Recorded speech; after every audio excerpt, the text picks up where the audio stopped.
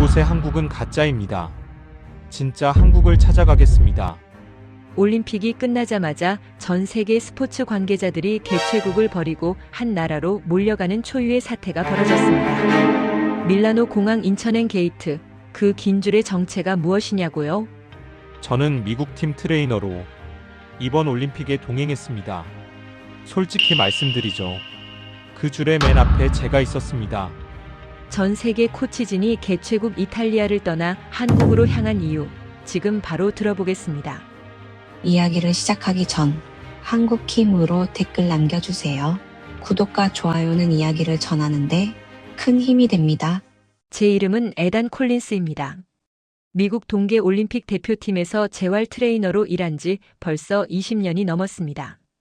크고 작은 국제대회를 수없이 다녔지만 올림픽만큼은 늘 먼 나라 이야기였습니다.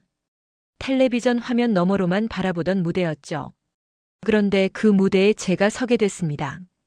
합격 통보를 받던 날, 저는 사무실에 혼자 남아 한참을 멍하니 앉아 있었습니다. 그러다 조용히 눈물을 흘렸어요.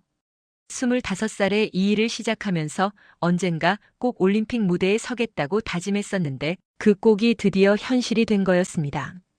선발 과정이 얼마나 치열했는지 모릅니다. 수십 명이 지원했고 저는 그 중에서도 가장 어린 축에 속했죠. 심사위원들 앞에서 제 재활 철학을 설명할 때 목소리가 떨렸던 기억이 아직도 생생합니다. 밀라노 동계올림픽. 그 이름만으로도 가슴이 뛰었습니다. 출발을 앞두고 동료 코치 마커스 웨이드와 함께 커피를 마셨습니다. 그는 올림픽만 3번을 다녀온 베테랑이었어요. 듬직하고 과묵한 사람인데 그날따라 말이 많았습니다. 에단, 이번엔 진짜 기대돼. 유럽이잖아. 이탈리아라고. 저도 고개를 끄덕였습니다. 그러다 자연스럽게 평창 이야기가 나왔어요. 선배 코치들 사이에서 평창 올림픽은 일종의 전설이었거든요. 선수촌 시설이 완벽했다느니, 음식이 기가 막혔다느니, 경기장 접근성이 역대 최고였다느니 하는 이야기를 귀가 닳도록 들었습니다. 한 선배는 평창에서 먹은 삼계탕 맛을 잊지 못해서 이후 대회 때마다 한국 식당을 찾아다닌다고 했을 정도였죠. 저는 마커스에게 물었습니다. 평창만큼은 기대해 볼 수 있지 않을까요? 그런데 마커스의 반응이 묘했습니다. 잠시 뜸을 들이더니 고개를 저으며 말했어요. 평창은 좀 특별한 케이스야. 한국이라는 나라가 워낙 올림픽에 목숨을 거는 문화잖아. 작은 나라니까 올림픽 하나로 세상의 존재감을 보여야 했던 거지. 이탈리아는 달라. 이미 충분히 유명한 나라잖아. 굳이 그렇게까지 안 해도 돼. 저는 그 말에 고개를 끄덕이면서도 어딘가 찜찜했습니다. 평창이 좋았던 건 단순히 돈을 많이 써서가 아니라 선수들을 진심으로 배려하는 마음이 느껴졌다고 선배들이 입을 모았거든요. 그걸 그냥 작은 나라의 몸부림으로 치부해버리는 게 마음에 걸렸죠. 하지만 저는 올림픽 경험이 없는 신참이었고 마커스는 베테랑이었습니다. 제 생각이 순진한 건가 싶었어요.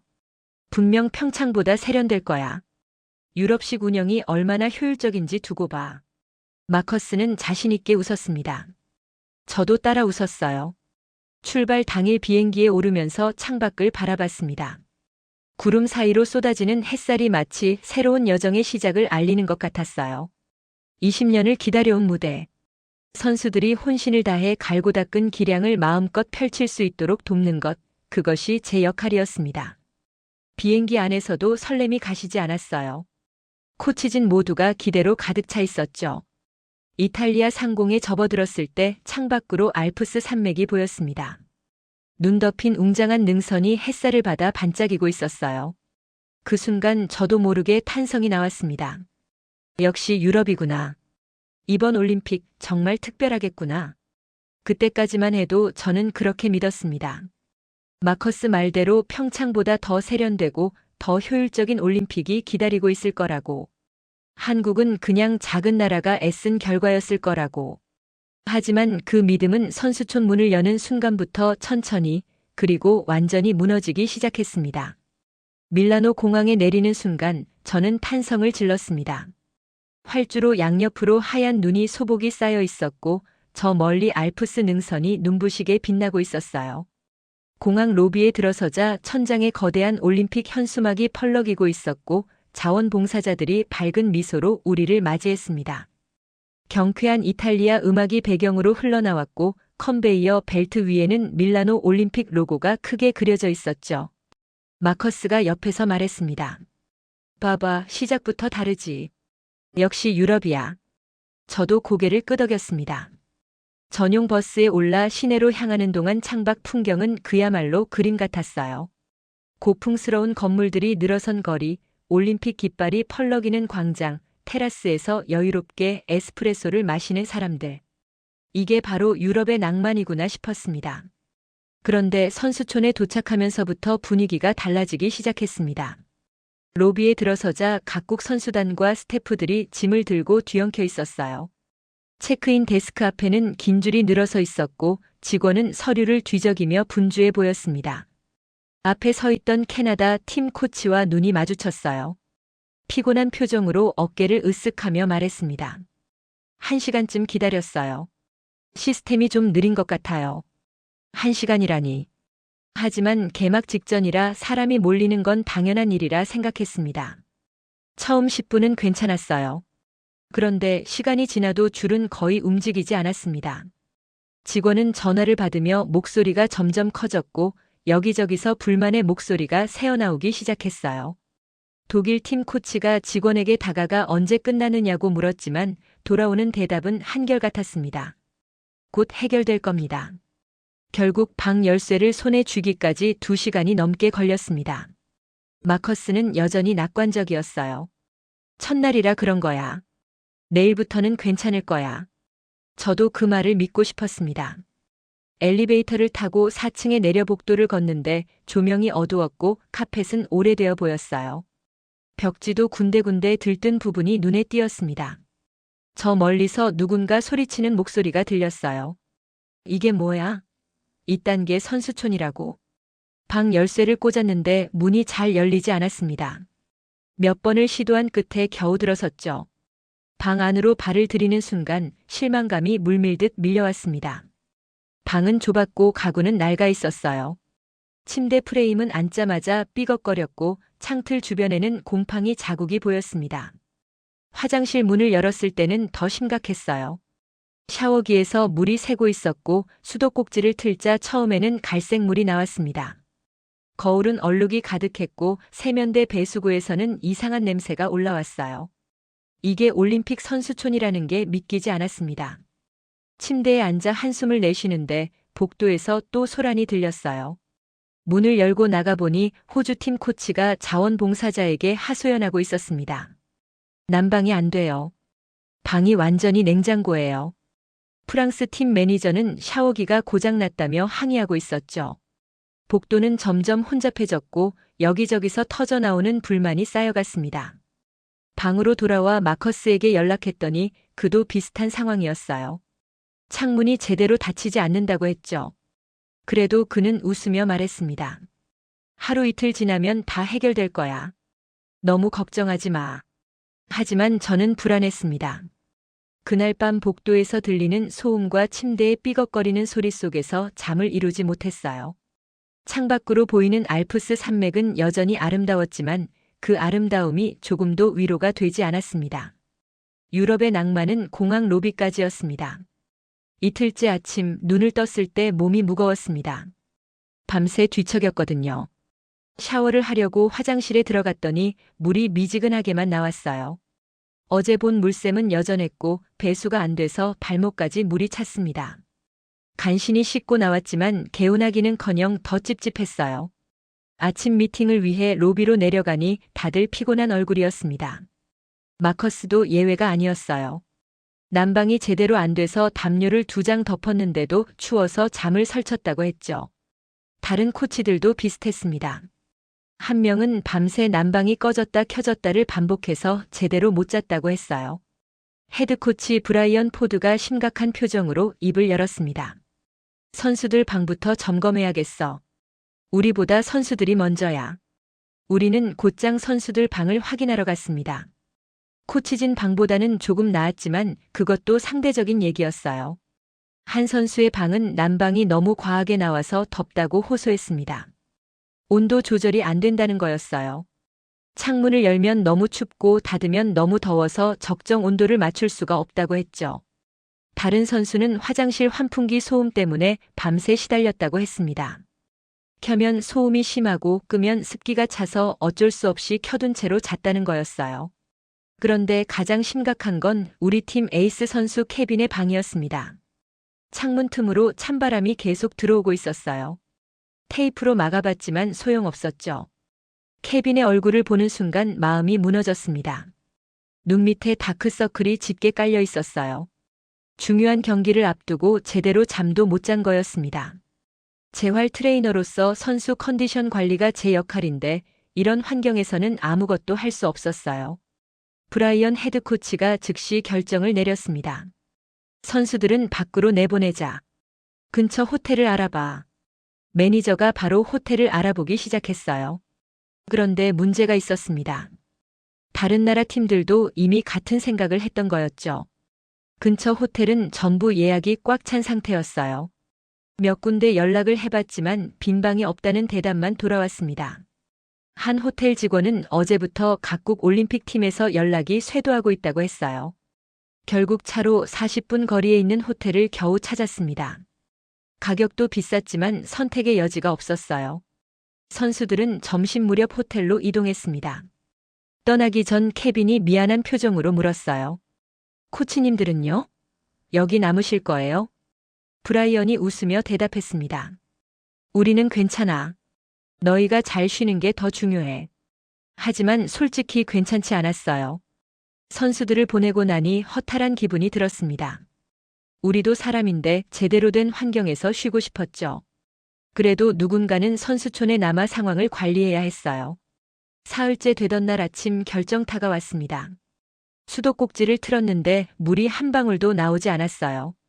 복도로 나가보니 다른 사람들도 같은 상황이었습니다. 수도관에 문제가 생긴 거였어요. 프론트에 연락이 빗발쳤지만 해결되기까지 몇 시간이 걸렸습니다.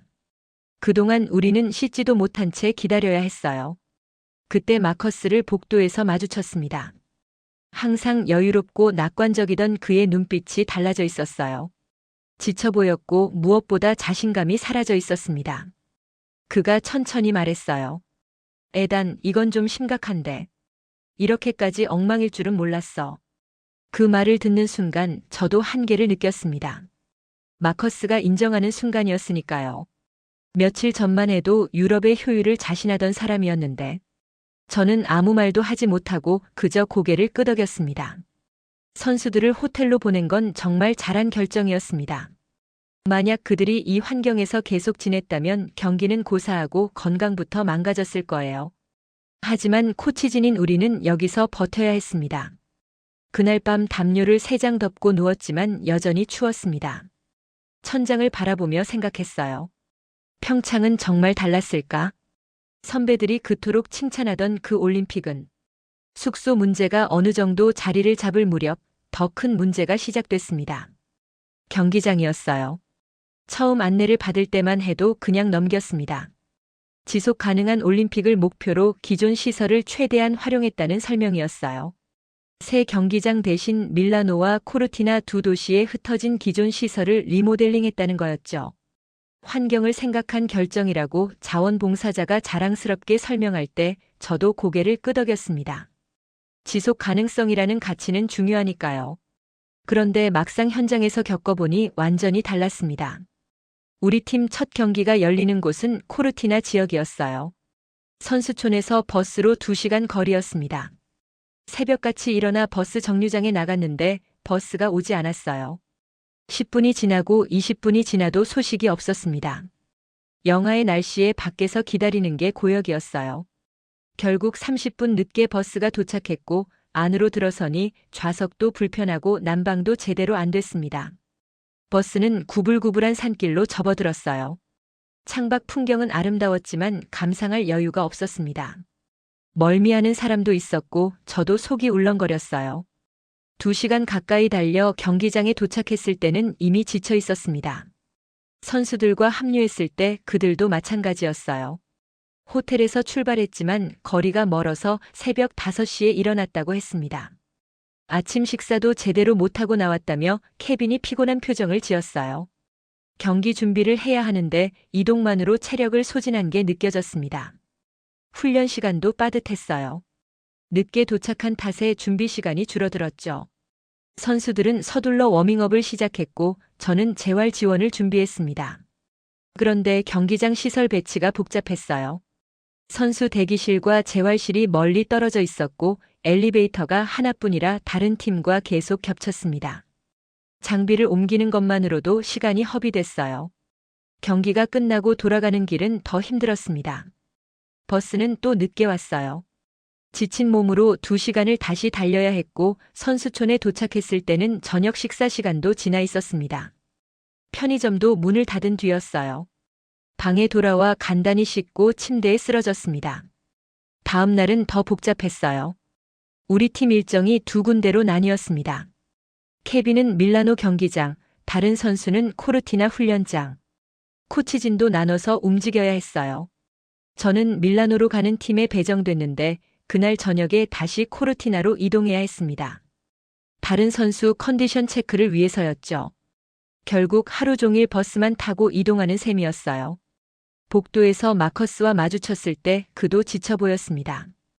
이거 미칠 것 같아. 하루 종일 차만 타고 다니네. 업무는 언제 하라는 건지. 저도 같은 생각이었어요. 선수 영상 분석도 해야 하고 다음 경기 전략도 짜야 하는데 이동 시간만 하루에 4시간씩 잡아먹었습니다. 버스 안에서 노트북을 꺼내 작업하려 해도 흔들려서 집중이 안 됐어요. 인터넷도 불안정해서 영상 공유조차 쉽지 않았습니다. 가장 힘든 건 선수들과의 소통이었어요.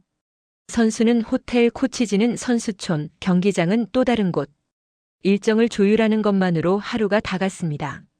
한 번은 선수와 만나기로 1시간을 착각해서 1시간을 헛되이 기다린 적도 있었어요. 일주일쯤 지났을 때 독일 팀 코치를 경기장에서 만났습니다. 그가 한숨을 쉬며 말했어요. 이동하는 것만으로도 지쳐서 제대로 된 코칭을 못하겠어. 선수들한테 미안해. 그 말이 가슴에 박혔습니다. 우리는 선수들을 돕기 위해 여기 왔는데 정작 환경 때문에 제 역할을 못하고 있었으니까요. 어느 날 버스 안에서 창밖을 바라보다 문득 선배들 말이 떠올랐습니다. 평창은 선수촌에서 경기장까지 거리가 가까웠다고 했어요.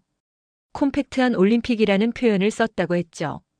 지속 가능성이라는 명분으로 기존 시설을 활용한 건 좋은 취지였지만 그 결과 선수와 스태프들이 고통받고 있었습니다. 환경을 생각한다는 명분이 정작 사람들의 환경을 악화시킨 셈이었어요. 매일 새벽같이 일어나 늦게 자고 제대로 먹지도 못하면서 버티고 있었습니다. 몸은 한계에 다다르고 있었어요. 그런데 그보다 더 큰 문제가 남아 있었습니다. 바로 음식이었습니다. 며칠째 제대로 된 식사를 못하고 있었습니다. 선수촌 식당은 매일 비슷했어요. 파스타, 피자, 리조또. 기름지고 느끼한 음식들이 번갈아 나왔죠. 선수 컨디션을 관리하는 제 입장에서는 그 자체가 스트레스였습니다. 영양 밸런스가 맞지 않는 식단이 계속되면 몸이 버티질 못하거든요. 실제로 속이 불편했고 소화도 잘 안 됐어요. 체력이 떨어지는 게 느껴졌습니다. 그날도 코르티나 경기장에서 하루 종일 선수들을 지원하다 점심을 거른 채 오후를 버텼어요. 배가 고파서 견딜 수가 없었습니다. 경기장 식당으로 향했는데 문을 열자마자 기름 냄새가 확 끼쳤어요. 환기가 제대로 안 돼서 튀김 연기가 자욱했습니다. 메뉴는 치킨 커틀릿, 생선 튀김, 감자 튀김. 하나같이 기름진 음식들이었어요. 어쩔 수 없이 치킨 커틀릿을 골랐습니다. 자리에 앉아 한 입 물었는데 기름이 주르륵 흘러내렸어요. 빵가루 옷은 두껍고 속은 퍽퍽했습니다. 몇 입 먹다가 포크를 내려놓았어요. 이렇게 먹다가는 정말 몸이 망가질 것 같았습니다. 트레이를 들고 일어서려는데 그때였어요. 어디선가 낯선 냄새가 풍겨왔습니다. 기름 냄새와는 전혀 달랐어요. 구수하고 고소하면서도 은은한 향이었습니다. 코끝을 스치는 순간 저도 모르게 발걸음이 멈췄어요. 본능적으로 그 냄새를 따라갔습니다. 경기장 한쪽 구석 선수 대기 공간 근처였어요. 몇몇 사람들이 모여 앉아 식사를 하고 있었습니다. 가까이 다가가자 유니폼에 태극기가 그려진 걸 볼 수 있었어요. 한국 선수단이었습니다. 그들 앞에 놓인 도시락에서 그 냄새가 나고 있었어요. 저도 모르게 발걸음이 천천히 멈췄습니다. 도시락 뚜껑이 열려 있었는데 안에 담긴 음식들이 보였어요. 윤기 흐르는 흰 쌀밥 위에 고소하게 구운 고기가 올려져 있었고 옆에는 알록달록한 반찬들이 정갈하게 담겨 있었습니다. 무엇보다 그 참기름 향이 코를 자극했어요. 멀찍이 서서 바라보고 있는데 한 스태프가 저를 발견했습니다. 그가 웃으며 다가왔어요. 혹시 드시고 싶으세요? 순간 얼굴이 뜨거워졌습니다. 너무 뻔히 쳐다보고 있었던 거였어요. 저는 손사래를 쳤습니다. 아니요, 괜찮습니다. 그냥 좋은 냄새가 나서요. 하지만 그는 이미 여분의 도시락을 꺼내고 있었어요. 저희가 여유분을 좀 가져왔거든요. 괜찮으시면 드세요. 망설였습니다. 이렇게 받아도 되나 싶었어요. 하지만 배는 고팠고 그 냄새는 너무 유혹적이었습니다. 결국 고맙다며 도시락을 받았어요. 근처 벤치에 앉아 뚜껑을 열었습니다. 따뜻한 김이 모락모락 올라왔어요. 젓가락을 들고 불고기를 집었는데 부드럽게 씹혔습니다. 간도 적당했고 고기 본연의 맛이 살아있었어요. 밥도 찰기가 있었고 반찬들도 하나하나 정성스러웠습니다. 시금치나물은 참기름과 마늘로 묻혀져 있었고 콩나물은 아삭하게 씹혔어요. 김치는 매콤하면서도 상큼했고 계란말이는 부드러웠습니다. 며칠 만에 제대로 된 식사였어요. 눈물이 날 것 같았습니다. 과장이 아니었어요. 몸이 원하는 음식을 먹는다는 게 이런 기분인지 오랫동안 잊고 살았던 것 같았습니다. 무엇보다 이 음식들이 선수 컨디션을 고려해서 만들어졌다는 게 느껴졌어요. 기름기는 적당했고 탄수화물, 단백질, 채소가 골고루 담겨 있었습니다. 이게 바로 스포츠 지원의 기본이구나 싶었어요. 선수촌으로 돌아가는 버스 안에서 동료들에게 이 이야기를 했습니다. 한국 팀이 자체 도시락을 가져온다는 얘기를 하자 모두 눈빛이 달라졌어요. 정말? 어디서 구할 수 있어? 나도 먹고 싶은데. 다들 식사 문제로 고생하고 있었던 거죠. 그날 이후 한국 선수단을 의식하게 됐습니다. 경기장에 갈 때마다 무의식 중에 태극기 유니폼을 찾고 있었어요. 훈련장 복도를 지나가다 참기름 냄새가 나면 고개를 돌렸습니다. 소문은 삽시간에 퍼졌어요. 독일 팀 코치가 한국 팀이 어디 있는지 물어왔고 캐나다 팀 코치는 도시락 한 입 먹더니 눈이 커지며 말했습니다. 와, 이게 진짜 음식이네. 점심시간이 되면 여러 나라 코치들이 한국 선수단 근처로 자연스럽게 모여들기 시작했어요. 한국 스태프들도 이 상황을 눈치챘는지 여분을 더 많이 준비해 오기 시작했습니다. 내놓으면 순식간에 동났어요. 올림픽 개최국 식당 음식은 아무도 안 먹고 참가국이 준비한 도시락에 모두가 몰려드는 광경이었습니다. 우스꽝스러우면서도 씁쓸했어요. 그리고 저는 그때 처음으로 생각했습니다. 한국이라는 나라가 대체 어떤 곳일까 하고요. 그날도 경기장에서 하루 종일 선수들을 지원했습니다. 저녁 무렵 대부분의 팀이 빠져나가고 경기장이 한산해졌어요. 선수들은 먼저 호텔로 돌아갔고 저는 남아서 내일 사용할 장비를 정리하고 있었습니다. 복도를 지나가는데 구석진 곳에서 이상한 기척이 들렸어요. 처음엔 그냥 지나칠까 했습니다. 그런데 뭔가 심상치 않은 느낌이 들었어요. 소리가 나는 쪽으로 다가가 봤습니다. 누군가 벽에 기댄 채 쪼그리고 앉아 있었어요. 얼굴이 창백했고 이마에는 식은땀이 송골송골 맺혀 있었습니다. 한 손으로 오른쪽 종아리를 움켜쥐고 있었는데 손가락 마디가 하얗게 변할 정도로 세게 쥐고 있었어요. 가까이 다가가니 며칠 전 도시락을 건네주었던 한국팀 스태프였습니다. 괜찮으세요? 그는 고개를 들어 저를 봤지만 제대로 대답하지 못했어요. 입술을 깨물며 고통을 참고 있는 게 보였습니다. 저는 즉시 재활 트레이너 모드로 전환했어요. 20년 넘게 선수들의 부상을 다뤄온 경험으로 상황을 바로 파악했죠. 종아리 근육 전체가 돌처럼 굳어 있었습니다. 심각한 근육 경련이었어요. 방치하면 근육 손상으로 이어질 수 있는 상태였죠. 언제부터 아프셨어요? 그는 숨을 헐떡이며 겨우 대답했습니다. 오전에 선수 훈련 돕다가 갑자기 왔어요. 처음엔 괜찮을 줄 알았는데 점점 심해져서 이제는 서 있기도 힘들어요. 그를 부축해서 선수 대기실 매트 위에 눕혔습니다. 다리를 살짝 들어 올려 혈액순환이 원활하도록 했어요. 경직된 종아리 근육을 천천히 풀어주기 시작했는데 손끝으로 느껴지는 근육 상태가 정말 심각했습니다. 마치 나무 토막 같았어요. 마사지를 하면서 그와 대화를 나눴습니다. 평소 일과가 어떻게 되세요? 그는 힘겹게 대답했어요. 매일 새벽 4시에 일어납니다. 선수들 아침 식사 준비하고 하루 종일 경기장 따라다니면서 지원하고요. 제대로 앉아서 쉬는 시간이 거의 없어요. 그 말을 듣는 순간 가슴이 먹먹해졌습니다. 우리가 그 도시락을 받아 먹으며 고마워했지만 그 뒤에 이런 노고가 있었던 겁니다. 새벽부터 밤까지 쉬지 않고 일하니 몸이 견딜 수가 없었던 거였어요. 그런데 그는 힘겹게 숨을 고르면서도 이렇게 말했습니다. 선수들이 최상의 컨디션을 유지해야 해서요. 어쩔 수 없어요. 그 목소리에는 자부심이 담겨 있었어요.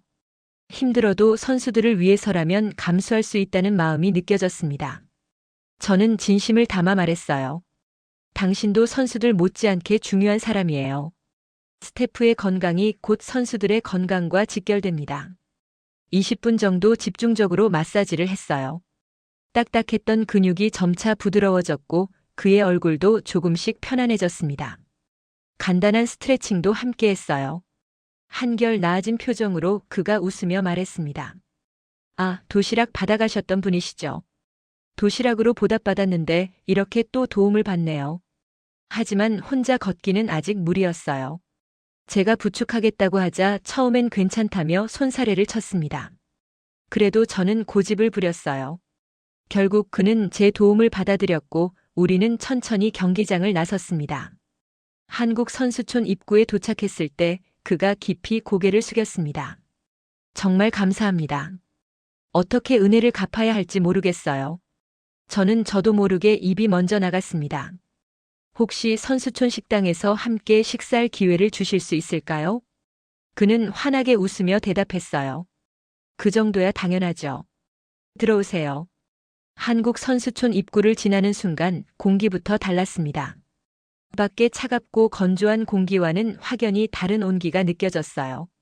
적절한 온도와 습도로 관리된 실내는 정말 쾌적했습니다. 어디에서도 불쾌한 냄새가 나지 않았어요. 로비에 들어서자 더욱 놀랐습니다. 깔끔하게 정돈된 공간이 마치 고급 호텔 같았어요. 바닥은 반짝반짝 빛이 났고 벽면도 깨끗했습니다. 우리 선수촌 로비와는 완전히 달랐어요.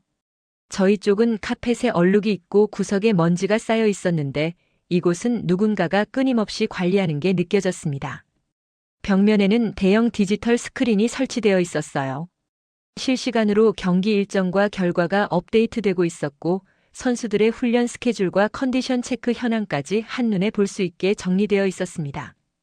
공지사항은 한국어뿐 아니라 영어, 중국어, 일본어로도 표시되고 있었어요.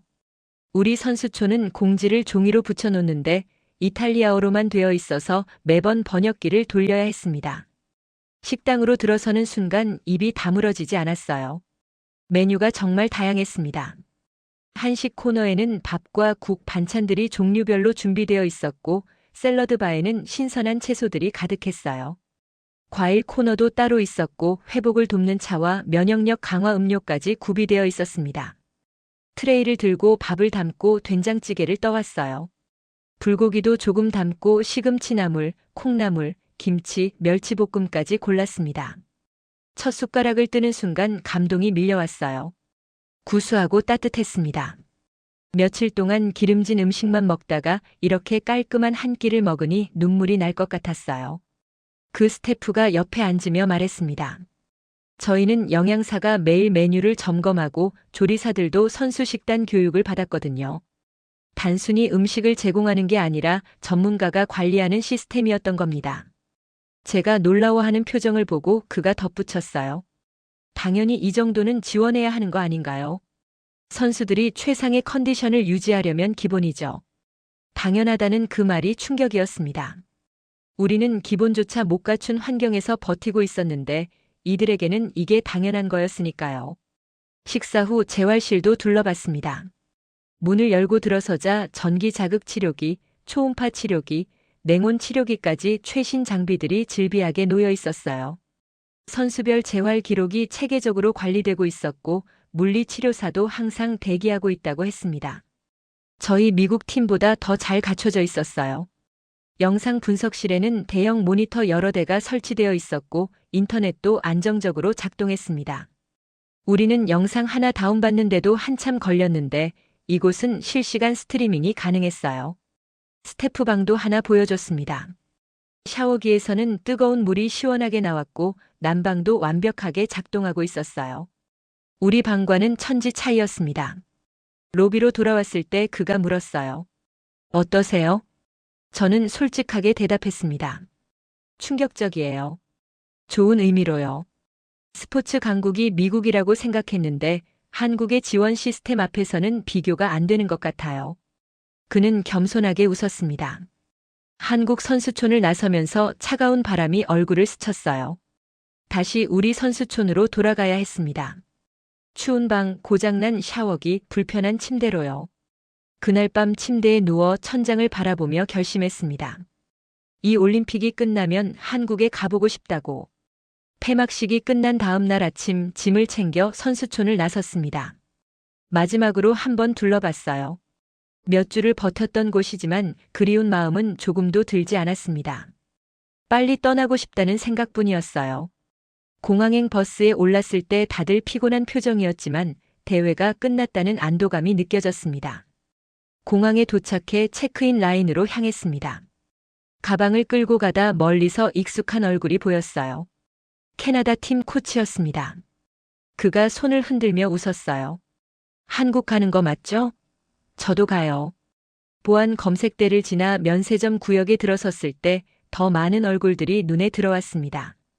일본 팀 코치들이 모여 이야기하고 있었고 호주 팀 스태프도 보였어요. 독일 팀 코치는 인천행 체크인 라인에 서 있었고 프랑스 팀 매니저도 캐리어를 끌고 지나갔습니다. 마커스가 옆에 오며 말했어요. 이거 완전 올림픽 스태프 동창회네. 다들 한국 가는 거야? 정말 그랬습니다. 게이트 근처로 가자 이미 많은 사람들이 대기하고 있었어요. 영국, 네덜란드, 스페인, 노르웨이, 심지어 러시아 팀 코치까지. 제가 아는 얼굴들이 하나 둘씩 눈에 들어왔어요. 스페인 팀 코치가 다가와 말했습니다. 우리 다 같은 생각이었나 봐요. 한국밖에 답이 없죠. 탑승 안내 방송이 나왔습니다. 줄을 서면서 뒤를 돌아보니 정말 긴 줄이 늘어서 있었어요. 비행기의 탑승의 기내를 둘러보니 여기저기서 익숙한 유니폼들이 보였습니다. 앞쪽엔 덴마크 팀 코치, 뒤쪽엔 스위스 팀 매니저, 복도 건너편엔 핀란드 팀 트레이너. 옆자리에 앉은 오스트리아 팀 코치와 눈이 마주치자 서로 웃었어요. 이 비행기 거의 올림픽 전색이네요. 비행기가 이륙하면서 창밖으로 이탈리아의 풍경이 멀어졌습니다. 아름다운 나라였지만 올림픽 경험은 결코 아름답지 않았어요. 하늘로 날아오르는 순간 안도의 한숨이 나왔습니다. 인천국제공항에 내리는 순간 기내 곳곳에서 탄성이 터져 나왔어요. 공항 내부는 반짝반짝 빛이 났고 안내 표지판은 선명했으며 온도는 완벽하게 조절되어 있었습니다. 입국 심사는 신속했고 직원들은 능숙하게 영어로 응대했어요. 호텔에 도착해 방문을 열었을 때 저는 한동안 그 자리에 서 있었습니다. 깨끗한 방, 뜨거운 물이 시원하게 쏟아지는 샤워기, 완벽한 난방. 침대에 누웠을 때 눈물이 차오를 뻔했어요. 이게 당연한 건데 몇 주 만에 당연함이 이렇게 감동이 될 수 있다는 게 놀라웠습니다. 휴대폰을 꺼내 재현에게 메시지를 보냈어요. 도착했습니다. 답장은 금방 왔습니다. 환영합니다. 내일 저녁 제가 안내해 드릴게요. 창밖으로 서울의 야경이 펼쳐져 있었어요. 한강을 따라 반짝이는 불빛들, 저 멀리 보이는 남산타워. 이탈리아에서의 힘들었던 기억들이 점점 희미해지는 것 같았습니다. 그리고 생각했어요. 우리가 당연하다고 여긴 것들이 세상 사람들 눈에는 기적처럼 보일 수 있다고. 여러분, 지금까지 미국인 재활 트레이너 에단의 고백이었습니다. 밀라노 올림픽 현장에서 직접 겪은 이야기예요. 화려한 유럽 무대에서 선수들을 지원하던 한 외국인이 참기름 냄새 하나에 발걸음을 멈추고 도시락 한 끼에 눈물을 흘릴 뻔하고 새벽 4시부터 남을 위해 일어나는 사람들을 보며 한국이라는 나라를 다시 보게 된 이야기입니다. 에단은 말합니다. 한국이 위대한 건 화려해서가 아니라고요. 당연한 걸 당연하게 여기는 그 마음 때문이라고요. 선수가 잘 자야 한다는 것, 제대로 먹어야 한다는 것, 몸을 돌봐야 한다는 것. 그 기본을 지키기 위해 새벽 4시에 눈을 뜨는 사람들. 그게 한국이었습니다. 전 세계 수십 개국 코치진이 개최국을 떠나 한국으로 향한 건 우연이 아니었어요. 도시락 하나, 따뜻한 말 한마디, 쓰러진 사람을 그냥 지나치지 않는 마음. 그런 것들이 쌓여서 사람들을 움직인 겁니다. 우리는 때로 우리가 가진 것의 소중함을 잊고 삽니다. 매일 따뜻한 밥이 있고 깨끗한 물이 나오고 밤에 따뜻하게 잘 수 있다는 것. 외국인의 눈에는 그게 기적처럼 보였습니다. 대한민국은 그런 나라입니다. 묵묵히 최선을 다하고 남을 먼저 생각하고 기본을 지키는 것을 당연하게 여기는 나라. 그 위대함이 세상 사람들의 마음을 움직이고 있습니다. 오늘 이 이야기가 여러분 마음속에 잠들어 있던 자부심을 조금이나마 깨워드렸으면 좋겠습니다. 부모님 세대가 아무것도 없는 땅에서 이 나라를 일으켜 세웠고 그 정신이 지금도 새벽 4시를 깨우는 누군가의 손끝에 살아있습니다.